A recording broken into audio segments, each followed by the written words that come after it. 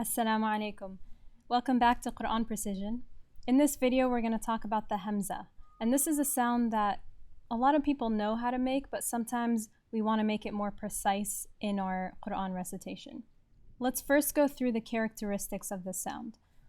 So the first one is that the vocal cords for the Hamza have to touch. Okay? We're going to come back to this point. This is a very important point. The next part is that the flow of air when we're producing the Hamza is completely stopped. So there's no room for air to come in, there's no room for air to come out. That flow of air is completely stopped. And then the back of the tongue and the middle of the tongue are both lowered, creating a sound that is light. So we say ah, we don't say aw.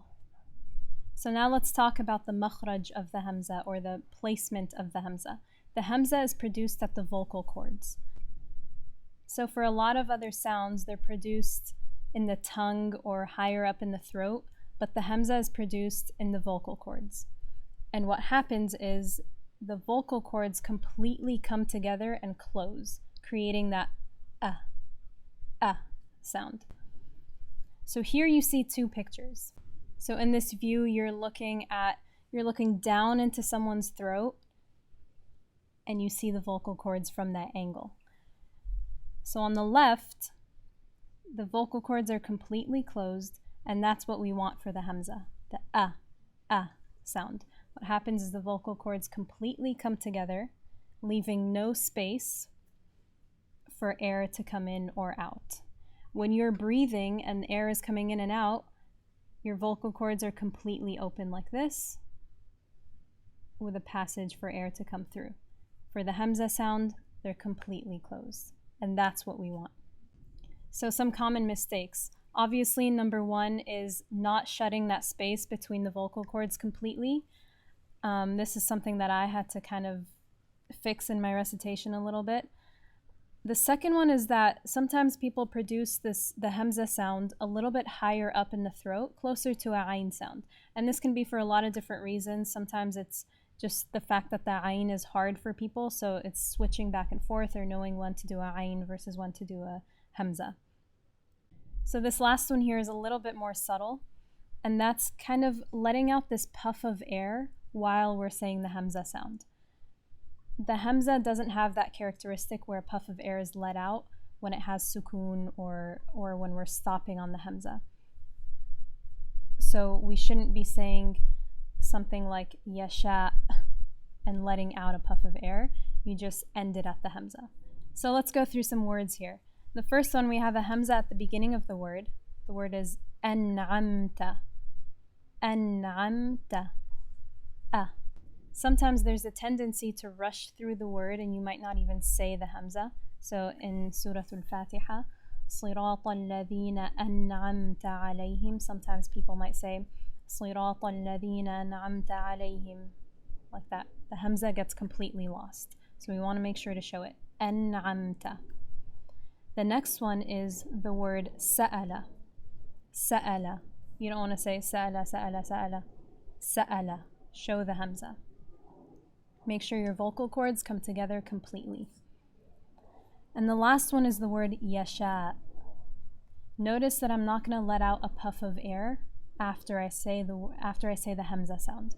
So you don't want to say yasha, yasha, and let out that Hamza. You want to stop it, let your vocal cords completely come together, and then continue. Yasha, yasha. My vocal cords came together, I stopped the flow of air, but then I didn't let that puff of air come out. Alright, now that we went through the articulation points, the characteristics, and some common mistakes that are made with the Hamza, I'm going to pull up an old video of myself reciting, and you'll see a clip of me saying a few Hamzas. I want you to listen to those Hamzas. Try to see if my vocal cords are coming together completely. Am I fully making the sound, and am I making it really clear? Can you really tell that the vocal cords came together and it was completely closed? Let's watch. ألا يظن أولئك أنهم مبعوثون. So we had a few hamzas there. There were 4, I believe. ألا يظن أولئك أنهم مبعوثون. 4 hamzas. Let's listen again. ألا يظن أولئك أنهم مبعوثون. Pay attention specifically to the hamza in أولئك, إك, that part, and then أنهم, the word after it. So ألا يظن أولئك, إك, that part, and then أنهم. Pay attention to those 2 hamzas. Tell me if you really hear them or if I kind of skip over them. Let's listen again. ألا يظن أولئك أنهم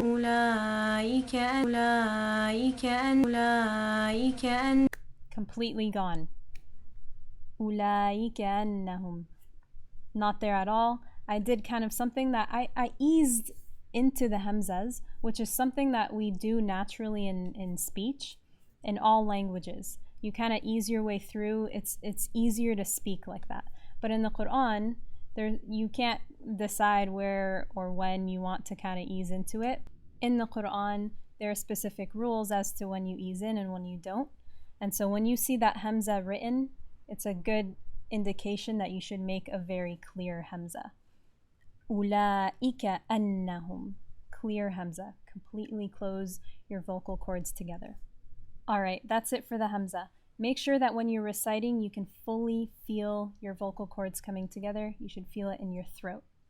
Alright, thank you. If you like this video, don't forget to give it a thumbs up and hit that subscribe button. And if you're looking for more learning and practice, go to speechprecision.com to schedule your free pronunciation assessment. I'll be able to tell you exactly what you need to improve your Quran recitation and pronunciation.